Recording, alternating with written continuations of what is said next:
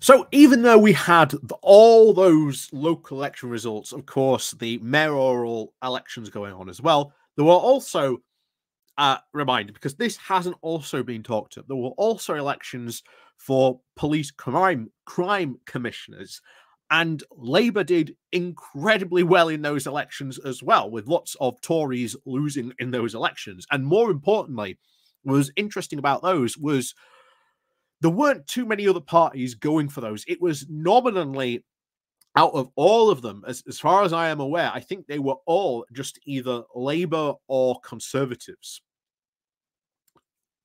So it was either or. There was no other party seemed to have been too much involved in those. And yet the Conservatives did really bad as well in those results. You don't see a lot of people talking about those results as well. But we also had that Blackpool by-election, and this has Tories worrying for a vastly different reason. Now, why was that? Well, because the results went a bit like this. The vote share this time was for Labour coming in first with 58.9% of the vote. This was a 20% change since 2019. So that was a 20% swing. This keeps in line with everything else that we are seeing. Now, why are Conservatives worried about this? It's not just the swing that they are worried about. It's the Conservatives came in third with 17.5, and their swing was minus 32. So that is a big, big change. But it's not the result. It's not the vote. Once again, it's not the swing they're worried about here. It's who came in third. Because in comes Reform UK here with almost 16.9%. Almost coming in second. Remember, the Tories got 17.5. Reform UK comes in third with 16.9. They almost clinched third. But what a lot of people are talking about in these results, and especially as we're about to see in a moment with Conservative Home now panicking about Reform UK, is that type of performance, if Richard Trice and Reform UK, and also potentially if Nigel Farage gets involved somehow, like maybe he runs, maybe he doesn't, maybe he heavily gets involved with the Reform UK campaign. I think that's quite likely, to be honest. But if he does, then we are hearing now talks about, oh, well, if they're gaining 17% almost from this by-election, which is numbers away from the Tories, how much does that then play out in elections right across the country? How does then this get played out?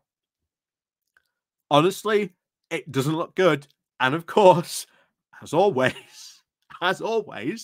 we are now seeing the beautiful combination that we're going to bring to you today of not only just the wonderful salt mine that we are getting from the Tories, but now, my friends, we give to you the most precious of salt. It's like going into a salt mine and discovering the lump of purest green.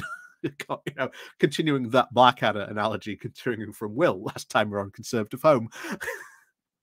We've found the lump of purest green. However, oh no, it is not of purest green. It is of a deeper shade of Tory blue, because it turns out this is Tories not only panicking and worrying and being incredibly salty from the local election results and the by-election result in this case, but worrying and panicking over Reform UK, because, oh boy, this is a completely new kind of salt that I am bringing to you today. So enjoy yourselves and tuck in, because this is a true delicacy of the highest regard. You're going to have to give it a special chef's kiss after this, because honestly, this is delicious. So before we do get more into this, and obviously on into Conservatives Home, wonderful, delicious piece about this. Like I say, remember, always eat your veggies, kid, because then you get the wonderful meat like this, salted to perfection. So, as always, before I do get more into this, please do remember to click on the buy me a coffee link, the Patreon page, the YouTube thank you button, the Pony Club, all that stuff down below. You can see it just, scrolling along here as well. So go check those out if you want to help support the channel. You can also do that by clicking the like and the share button. If you are new, hit the subscribe button, because trust me, there is plenty more salt to come. I think we have yet to hit the deepest veins of Tory salt, but trust me, I feel it. I feel as if we're almost there. But until then, we will always continue bringing the best disaster and, of course, the most saltiest of Tories for us to feast upon.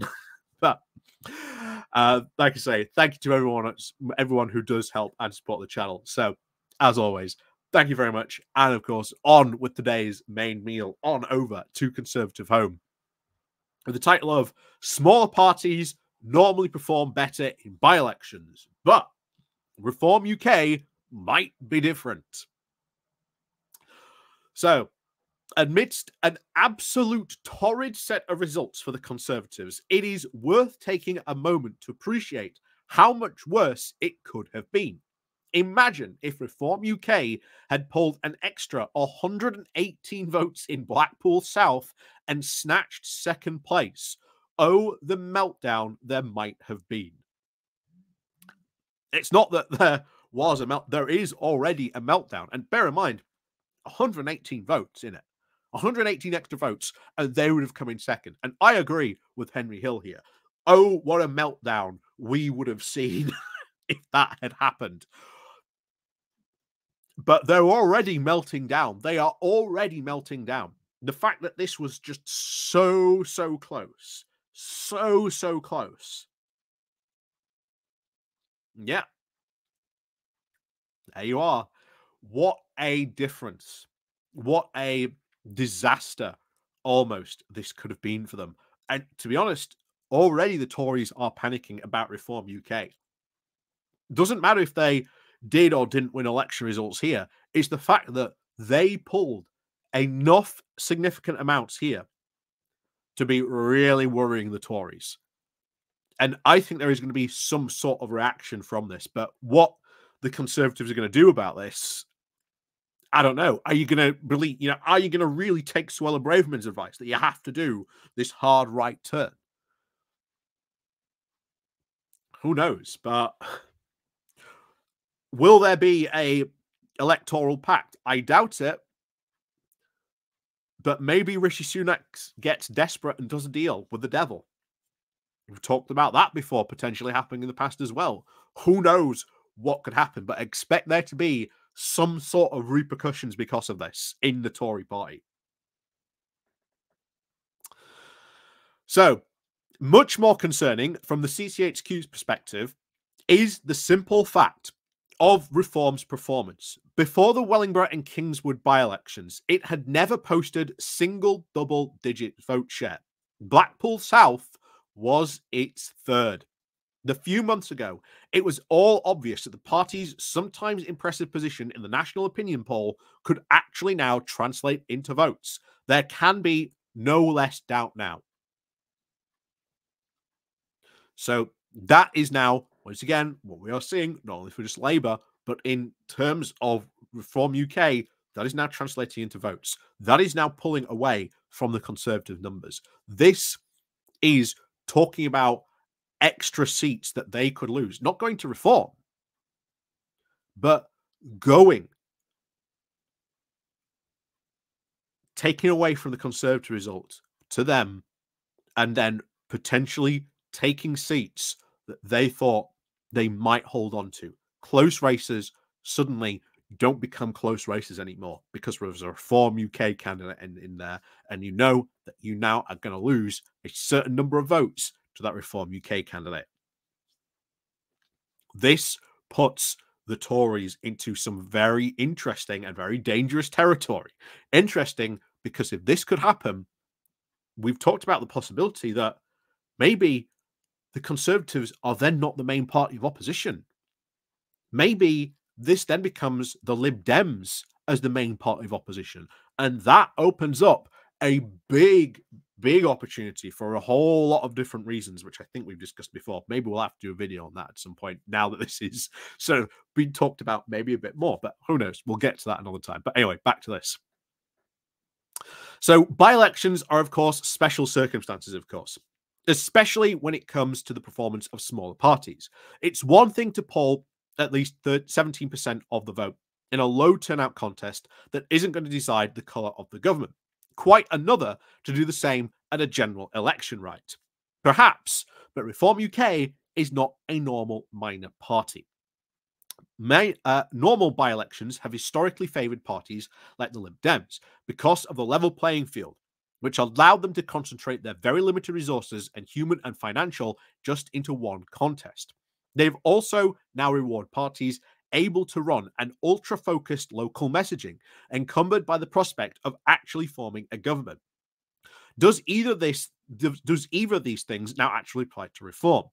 Perhaps the first, a little, but compared to Lib Dems or the Greens, it's activist infrastructure, it's vestigial, it isn't even a membership organisation. As to the second, its carefully focused grouped local messaging informed by rich canvassing data is definitely not their style. Broad foghorn blasts from Richard Trice about immigration and the evils of socialism are now the order of the day. Some of these factors are still definitely playing to their advantage, regardless. Lower voter turnout, most obviously, but the perceived opportunity to take a safe kick at the government. Nevertheless, at least compared to what we have normally expected from smaller parties, Reform UK doesn't seem to have particularly likely to thrive in by-elections. In fact, to some context, it could even work against them. For in a by-election, the other parties also get to concentrate their troops and their financial power. Bear in mind, at the next election, you've got Trice saying we're going to field a candidate in every single constituency. That is a lot of money. That is a lot of resources. That is a lot of manpower to get out. But I'll tell you now, I have to wonder how many Conservative councillors have now gone, screw it, I'm going to go help Reform. How many Conservative activists have suddenly turned around and said, screw it, we're going to go help Reform UK?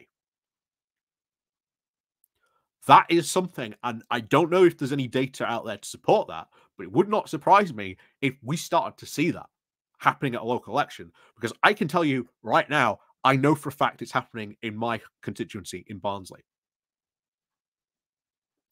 So I know it's happening here.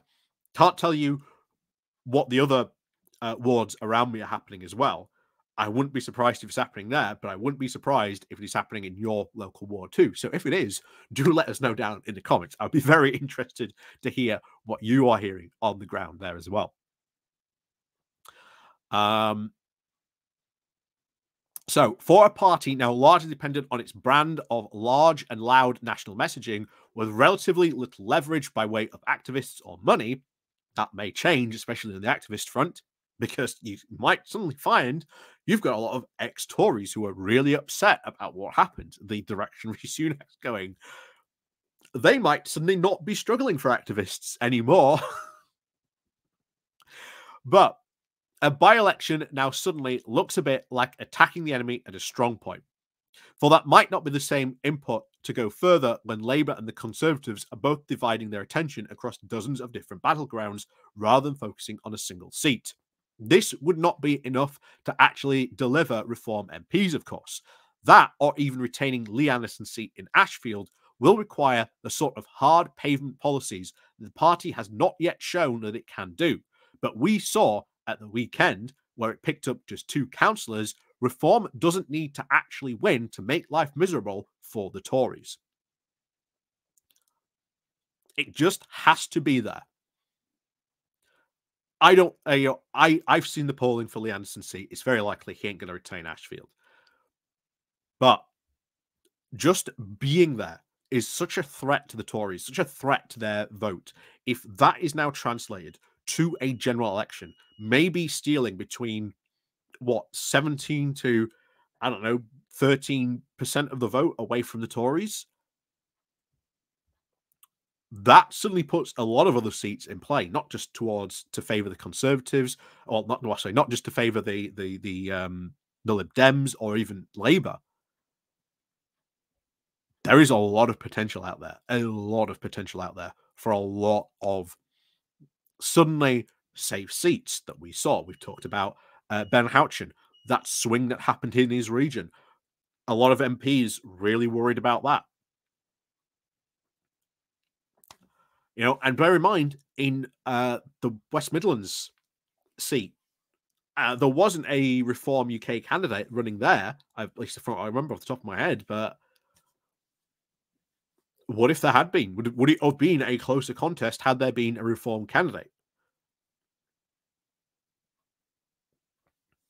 Actually, no, there was. I think there was a Reform candidate. I might be wrong about that.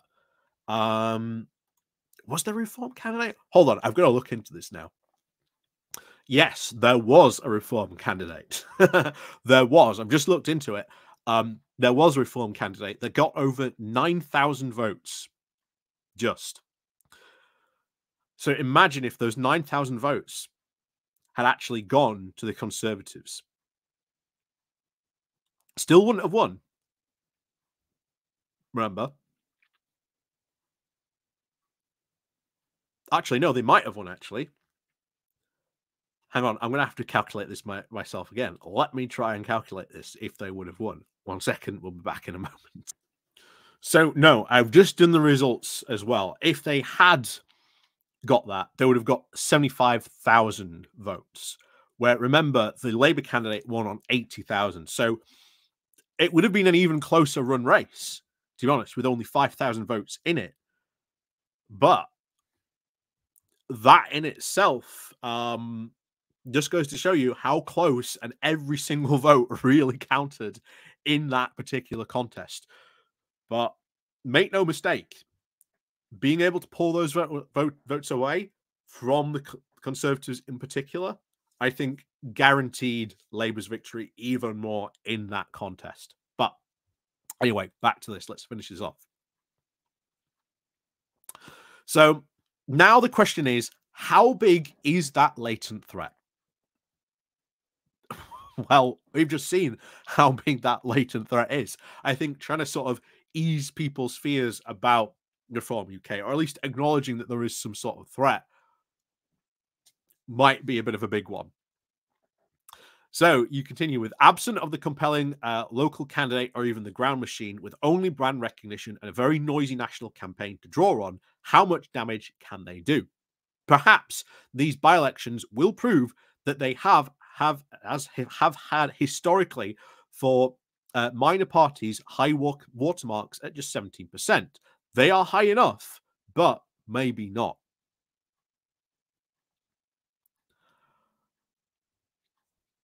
Honestly, I think it really is a threat here. I think once again they are panicking, but then they're going, well, maybe they're not as big a threat as we should be worrying about, but the reality is they are a threat. They are a threat that they are running against you in such a wide field. And if that does come to pass, if you do see these incredibly close contests, just that Reform candidate there narrowed the field even more. Drawing away over 9,000 votes, where if you put them to the Tory candidate, there would have been about 5,000 votes in it. So all of a sudden, what would have been potentially an even closer race becomes not that close a race if you've got Reform in it. And this is where they can do a lot of damage, because as Henry Hill just said, they only have to do damage by just being there. Just by posing themselves as a threat. And I have to wonder whether they will now take a leaf out of UKIP's book. Because remember, what UKIP used to do was the Tory manifesto would come out, and then UKIP would go, okay, copy, paste, Let's just move some of these policies so that they're a bit more right-wing. Job done. And that was their policy offering. I have to wonder whether they will finally actually start copying that motion, because that's something that we haven't seen Reform UK actually do, and copy that very sort of quote famous UKIP model of just copy the Tories, except, you know, we're a bit more right-wing on some of these views. We'll see what happens. We'll see what happens, and it will come down to the general election. But make no mistake, Reform UK is a threat to the Tories, and this boosts our position even more to have a really, really good progressive parliament where we could see Lib Dems gain a majority enough to be the official party of opposition. And that could have huge, huge potential implications, especially good ones for really good progressive outcomes. Because here's the thing, the Tories then aren't the main party of opposition. They lose a lot of power to sort of sit on committees and do a lot of these things. Then they're sort of removed from almost play for quite some time. Now, they will still appear in the odd committee and things like that, you know, they're there. So, you know, they will appear, but there'll be far less of them in committees. You might get the odd one or two on a committee where you've got at the moment this sort of more balance. So instead of that, where there used to be like, you know, 4, maybe 5 on a committee, there now comes to be 1. So you're reducing their power even more. I keep on talking about this, that the more they lose, the more seats they lose, the less power they have, the more progressive opportunities this opens up. This opens up the field massively so. Massively so.